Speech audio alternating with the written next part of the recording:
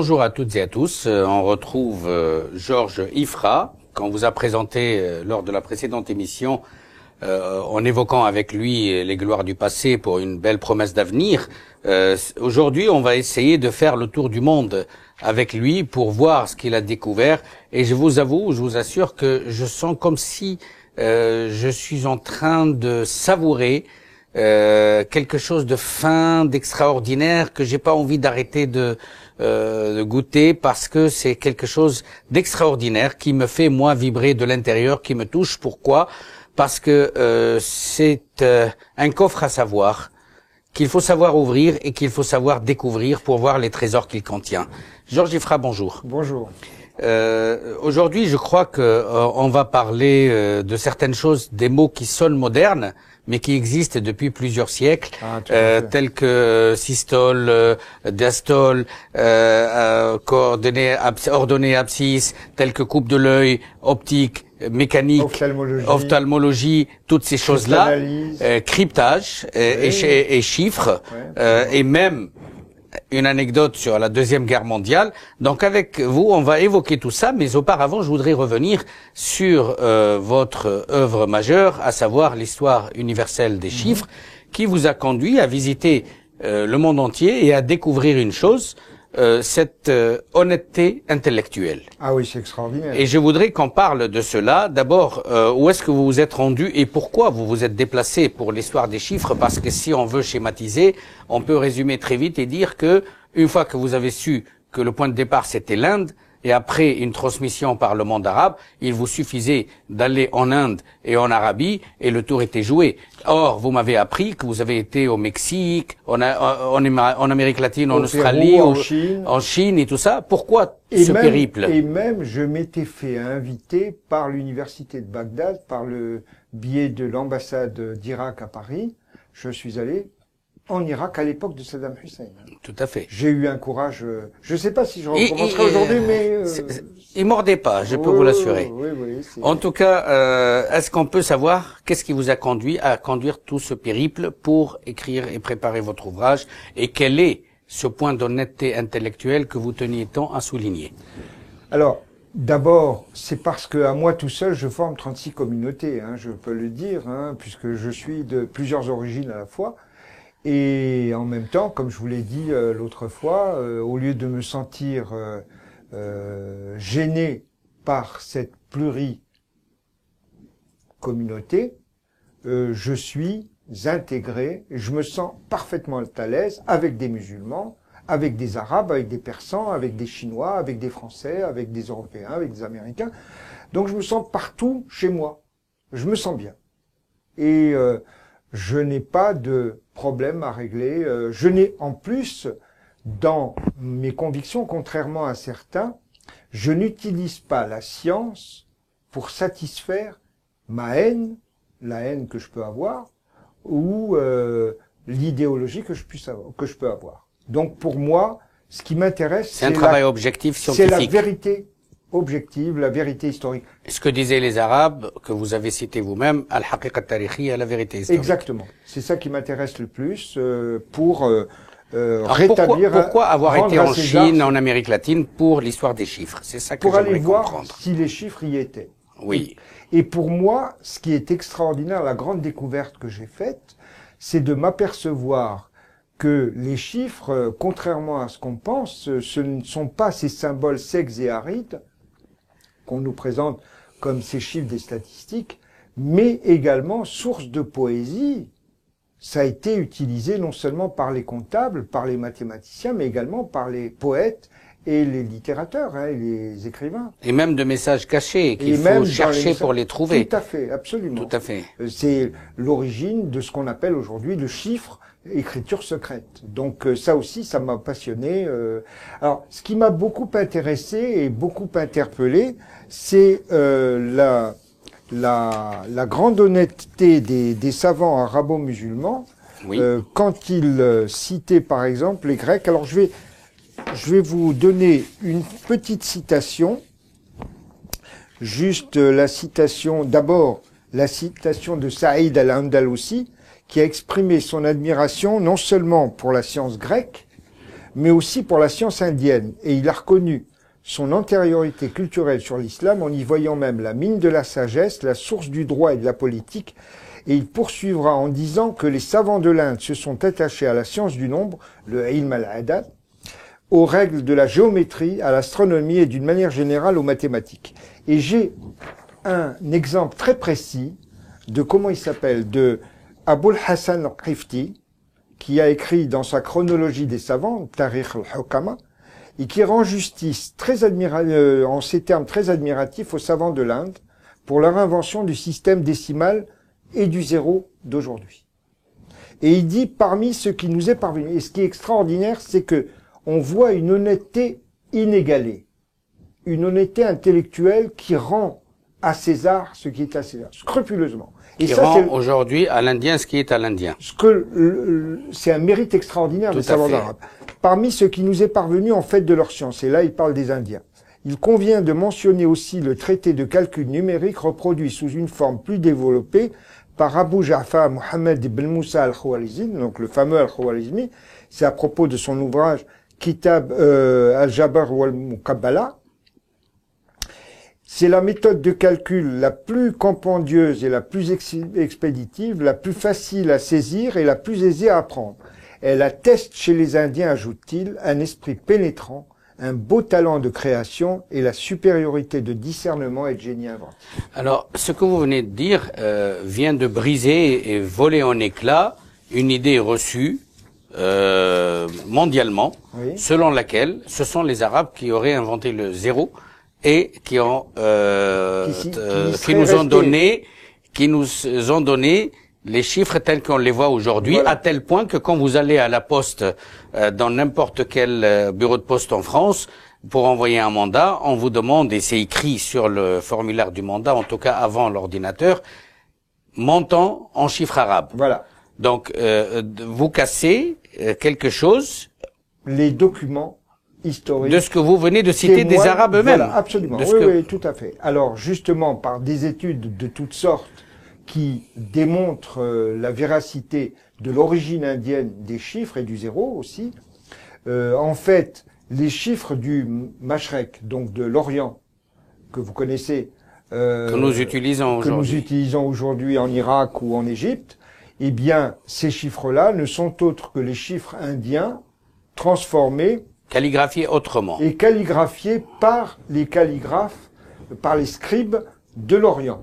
D'accord. Mais comme il y a eu un voyage et dans le temps et dans l'espace, les chiffres, quand ils sont arrivés au Maghreb, ils se sont adaptés à l'écriture maghrébine. Et nous ont donné les chiffres que nous utilisons aujourd'hui partout. Et ce sont ceux-là, voilà, déformés par le temps et par l'espace et par les habitudes calligraphiques, les habitudes scripturaires des scribes du Maghreb. Et ce sont ceux-là qui vont arriver par le biais de l'Espagne et de la Sicile en Europe et qui vont donner les chiffres que nous utilisons universellement aujourd'hui. Chiffres arabes. Donc qui viennent du Maghreb. Et qui viennent du Maghreb, absolument. C'est une information importante pour les Maghrébins qui nous regardent. Je vous avoue qu'à cet âge, aujourd'hui, je vous parle et j'ai la faible prétention de dire que j'ai cherché un peu pour comprendre, pour vous recevoir, et je viens d'apprendre seulement aujourd'hui que ces chiffres, tels qu'on les voit et qu'on les utilise soit sur votre clavier, soit ce que vous écrivez, viennent des scribes maghrébins.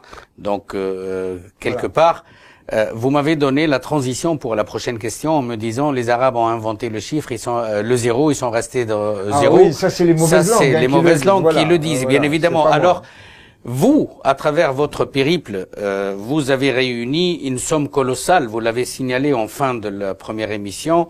Vous avez dit 16 000 documents à travers les bibliothèques nationales et les musées du monde entier, qui attestent... Et pas seulement les musées arabes. Hein. Oui, tout à fait. Australie, Amérique, partout. Tout à fait. Donc, et qui attestent de l'apport incontestable des savants musulmans et arabes. Et je précise, que ce ne sont pas que des savants arabes, mais des savants de l'ère arabo-musulmane. Et qui inclut ça des veut dire les chrétiens, Persans, voilà, tout à fait. Les Persans, c'est les Berbères, les Turcs. Absolument, voilà. absolument. C'est pour cette raison que je précise. Il y a aussi les chrétiens et il y a aussi les juifs. Absolument, du absolument. Donc c'est l'apport de cette ère civilisationnelle arabo-musulmane dont on parle et qui a apporté quelque chose d'indiscutable au patrimoine de l'humanité. Et c'est un impérissable, c'est des impérissables contributions à l'enrichissement du patrimoine scientifique et culturel de l'humanité. Et on n'imagine pas une seconde ce qui a été apporté à l'Europe. Quand on voit les documents, la véracité est évidente, de plusieurs points de vue. À tel point d'ailleurs que ici, on a un témoignage, ça c'est l'honnêteté maintenant, pas des savants arabes qui citaient leurs sources, mais l'honnêteté des élèves qui citent et qui mettent en avant leur maître et qui leur enseignaient. Et là, on a une gravure qui montre Galène, Avicenne et Hippocrate. Galène et Hippocrate sont plus petits qu'Avicenne parce qu'ils apprennent, et Avicenne est placé en roi en plus avec une couronne et un sceptre. Donc, si vous voulez, c'est une reconnaissance suprême de l'apport de ce maître qui est aujourd'hui, je veux dire, il faut vraiment ne rien posséder comme savoir pour ignorer qui est Avicenne, bien que vous l'ayez présenté tout à l'heure. Alors justement, Avicenne, je voudrais ouvrir une petite parenthèse pour Avicenne, qui, vous savez ce qu'il avait, il avait 1000 ans d'avance, cet homme-là. Et il a dit dans son canon de la médecine, l'art médical est la science qui nous renseigne sur les divers états du corps humain, relativement à ce qui est sain et à ce qui ne l'est pas, dans le but de préserver la santé quand elle existe et à la restaurer lorsqu'elle est en défaut. C'est quoi la tendance actuelle de la médecine? C'est préserver la santé. Tout à fait. Il avait 1000 ans. 1000 ans d'avance, tout à fait. Et jusqu'à maintenant, on se réfère au canon de la médecine d'Avicenne. Voilà. Et d'ailleurs, je préfère qu'on dise Ibn Sina, même si communément on dit Avicenne, mais pour rendre justice à cet homme, appelons-le par son vrai nom, Ibn Sina. Et on l'appelait Cheikh al-Raïs. Cheikh al-Raïs, tout à fait.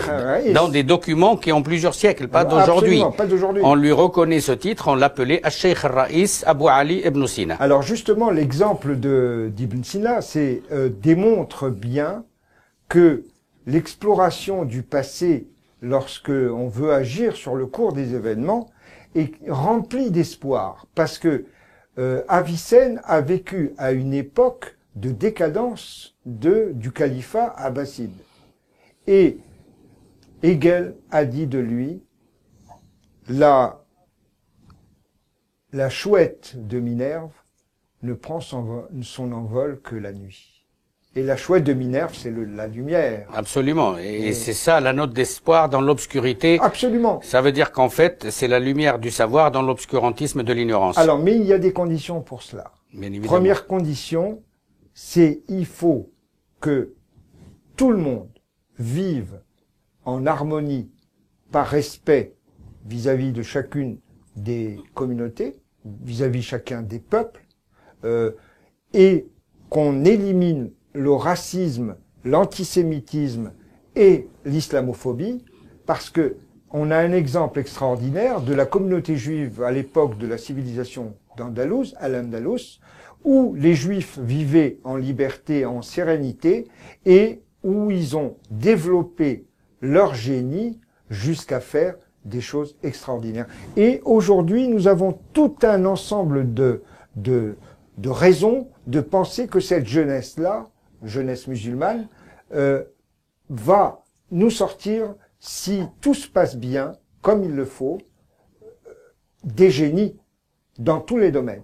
Alors on a la capacité, puisque l'intelligence, vous n'arrêtez pas de le répéter, est universelle. Est universelle, donc, absolument. Il suffit simplement qu'elle ait confiance en elle et qu'elle sache qu'elle se décomplexifie par rapport à l'univers. Exactement. Et surtout par rapport à l'image qui est renvoyée d'elle, malheureusement par certains médias ou par certains politiques de notre société. Qu'elle retrouve ses racines, ses repères. Et ces racines, justement, je voudrais qu'on en parle, parce que moi, quand je vois les documents que vous avez compilés et que je vois un médecin prendre le pouls, et un autre qui nous fait une description magnifique de l'arythmie cardiaque, des systoles et des diastoles. Oui, absolument. Alors que vous voyez à l'écran, c'est Khalila Wadimna, justement les fables animalières. Et il y a un médecin à l'époque qui nous donne des courbes du mouvement cardiaque avec systole et diastole, mouvement croissant, mouvement décroissant. Et qui même dans sa retranscription telle que on va le revoir encore à l'écran, qui l'a décrit et même en forme géométrique pour expliquer tout à fait. cette systole et cette diastole. Absolument. Donc c'est extraordinaire. Et je continue mon voyage à travers votre... Alors, vous remarquez... Ce sont des documents, d'abord je souhaite le préciser à ceux qui nous regardent et qui nous écoutent, qui sont la propriété intellectuelle de Georges Ifra. Non, et qui, des musées à qui ils appartiennent. La reproduction. Mais je veux dire, c'est le travail. Le travail. Qui est ma propriété intellectuelle, le travail de recherche. Tout à fait. Rendons à César ce qui est à César. Sans les musées, je serais rien. Très bien. Voilà. Alors il y a aussi cette image très importante où on voit un médecin depuis Al-Razi qui a vécu au IXe siècle, où on met une seringue avec de l'opium comme anesthésie. Une anesthésie. Avant l'extraction. Au IXe siècle déjà. Au IXe siècle. Tout à fait. Siècle. Et puis, il y a une autre image extrêmement frappante. Réellement, c'est le test des réflexes. Oui, qui existait déjà, déjà, avec le petit bâton avec une boule, pour tester les réflexes au genou. On le voit bien, et au coude sur cette image. Donc, ils avaient une avance considérable. Ah oui. Ils avaient fait. Vous savez, on a une idée fausse sur la science arabe. Et quand je dis science arabe, science de langue arabe, donc de tout cet empire, c'est que les arabo-musulmans n'ont fait que prendre aux Indiens et aux Grecs pour, en volant, entre guillemets, mais pour transmettre en fin de parcours. Ça, ce sont les mauvaises langues qu'on entend répéter à l'infini, ce genre de thèse. Voilà, mais ce qui est... Et il y a eu tellement, même des professeurs de je sais pas qui, je vous dirai pas, j'ai pas envie de faire de polémique, mais je pense qu'il faut repousser largement. Ce n'est pas le but, oui, c'est pas le but. Ce qui m'intéresse, c'est de savoir que ces mathématiciens, ces astronomes, ces médecins ont fait la synthèse de tous les savoirs de l'Antiquité. Ils ont joué le rôle de cordon ombilical entre l'Antiquité grecque et indienne et la Renaissance européenne. Ils ont même été jusqu'à remettre en cause les hypothèses de scientifiques de l'Antiquité. De Ptolémée, donc etc. ils avaient ce courage scientifique de dire... Même Avicenne a été remis en cause par Ibn el-Nafis.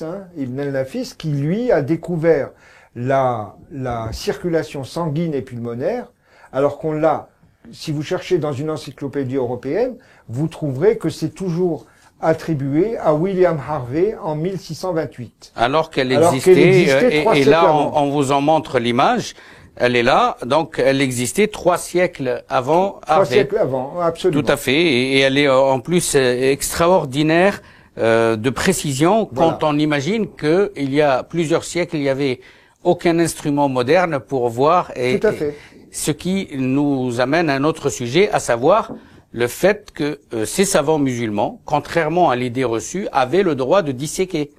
Oui, alors il y a une idée fausse qui circule, qui dit aucun musulman n'étant habilité à faire une dissection. Il est clair que les médecins musulmans ne pratiquaient pas cette technique et qu'il fallait faire appel obligatoirement aux médecins juifs et aux médecins chrétiens. Ce qui est faux.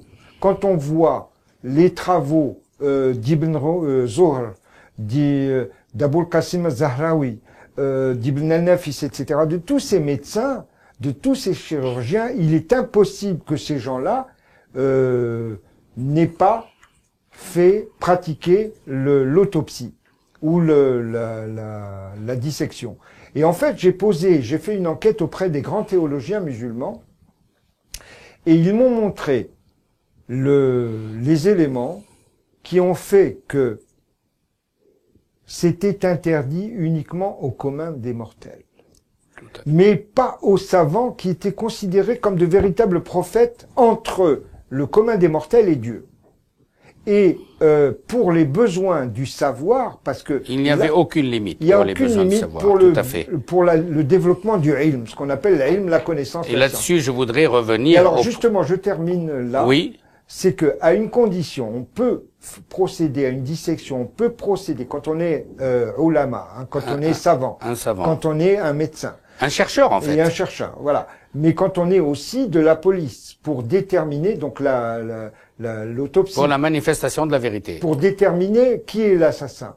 Et là, il est obligatoire de remettre chacun des organes à la place qui est désignée originellement par avant l'enterrement, et l'enterrer tout de suite. Tout à fait. Voilà. Tout à fait. Oui, parce que cette idée reçue est venue du fait que dans l'islam, pour honorer une sépulture, il faut l'enterrer le plus rapidement possible. Oui. Mais pour les besoins de la science ou pour les besoins de la manifestation de la vérité, quand on recherche dans le cadre d'un crime, il est autorisé de disséquer, de retarder l'enterrement jusqu'à la manifestation de la vérité ou jusqu'à l'utilisation pour un but de recherche et de savoir. Absolument, mais avec chaque organe à sa place. Tout à fait, ça c'est important. Oh, très important. Donc on continue ce voyage à travers ces documents et on a un autre qui me frappe parce que ça nous rappelle, et je vous laisserai en parler, Descartes.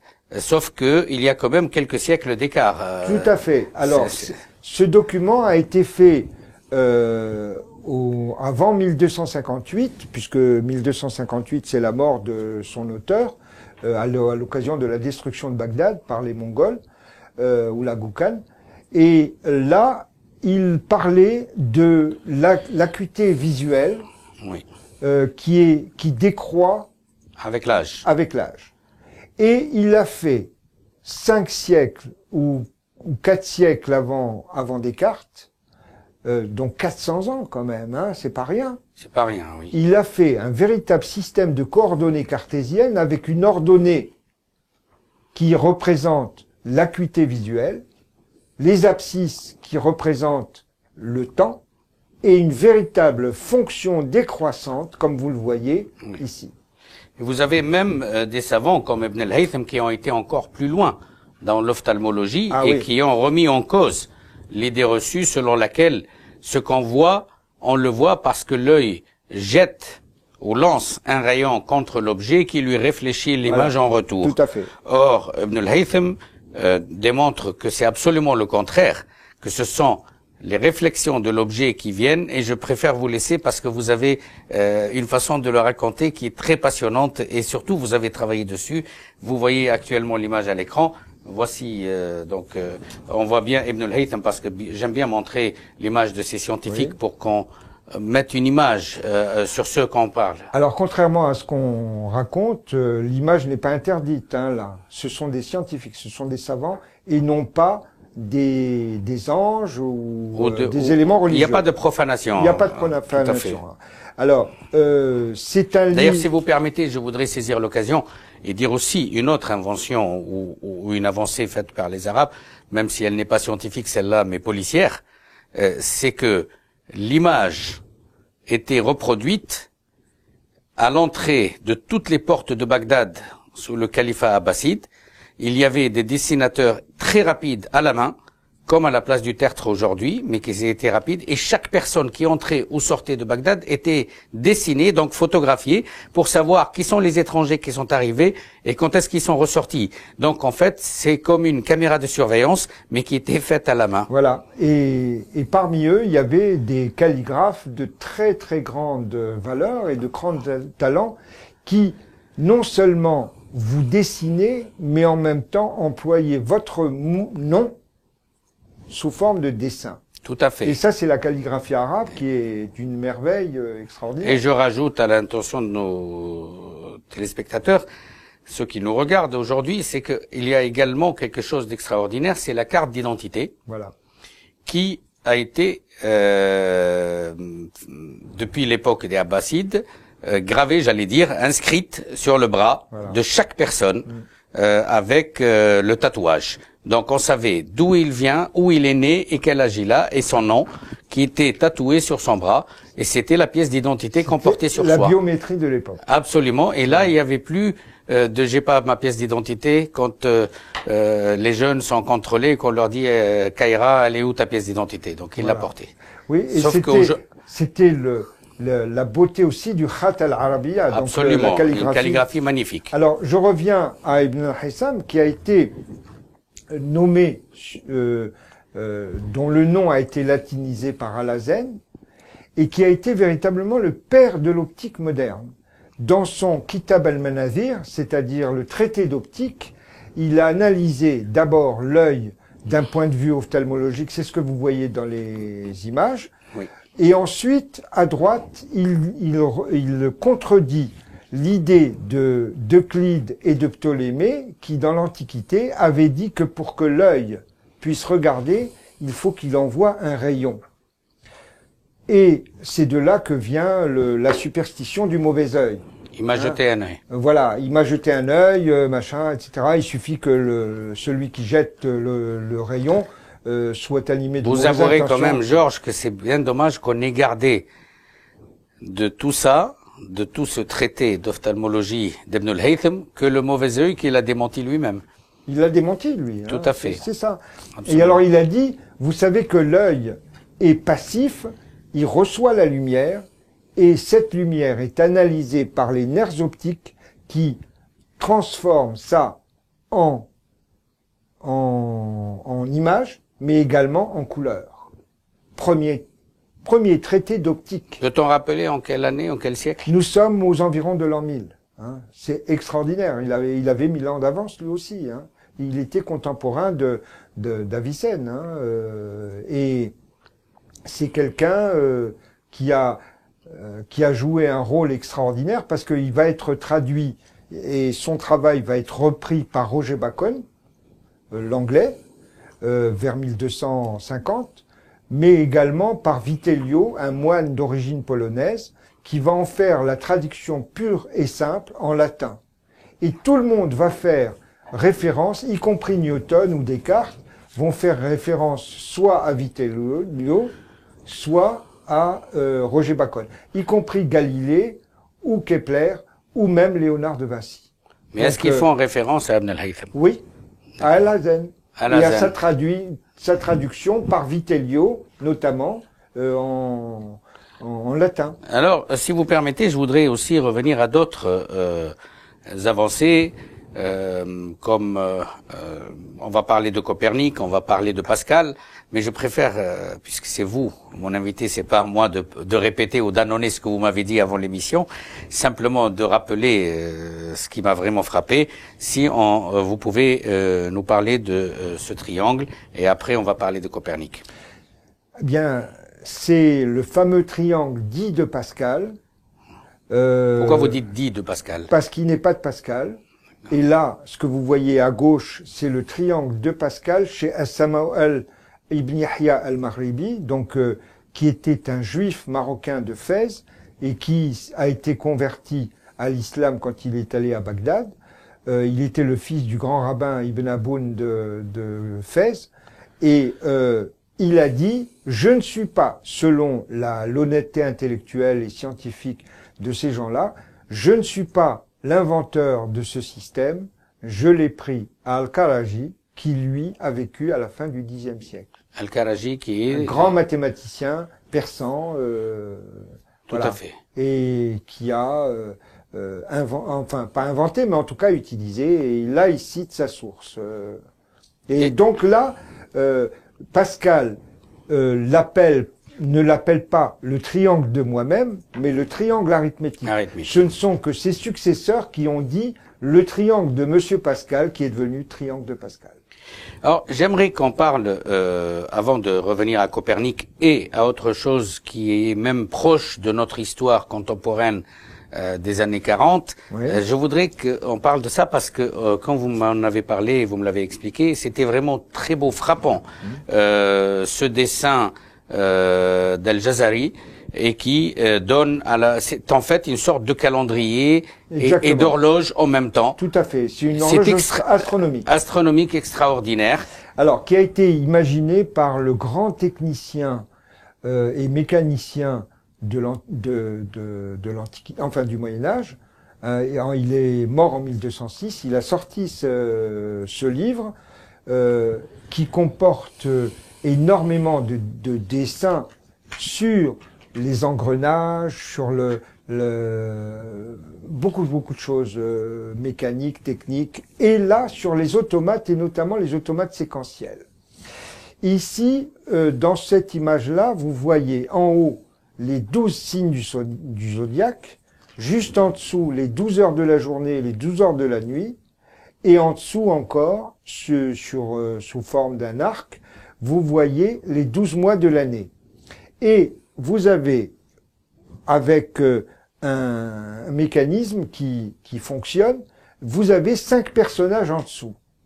Et chaque personnage se met à sonner ou à taper sur un tambour ou sur une enclume, et c'est pour appeler à la prière. Les 5 prières du jour. Vous avez les 5 prières du jour avec la Asr, etc. Voilà, exactement. Et là, non seulement il a repris, bien entendu, les techniques mécaniques de la Grèce antique, hein,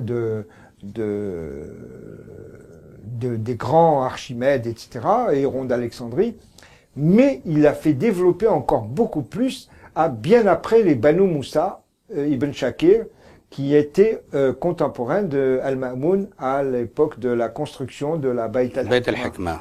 Donc, Georges, là, on est rattrapé par le temps. On est obligé de continuer cette discussion passionnante au cours de la prochaine émission, si tu le permets. Mais je vous avertis, il va falloir on peut passer des années, hein. Non, mais il n'y a pas de problème. C'est tellement passionnant, il y a tellement de choses. Si on passe des années, on enlève l'envie au lecteur d'acheter le livre. Ce n'est pas le but de l'émission. Non, mais je vous dis, il y a tellement de choses dans ces trésors on pourrait passer des années. C'est pour ça que je vous disais que je me délecte. Voilà. On se retrouve au cours de la prochaine émission. Merci à toutes et à tous. Merci beaucoup. Et à la prochaine.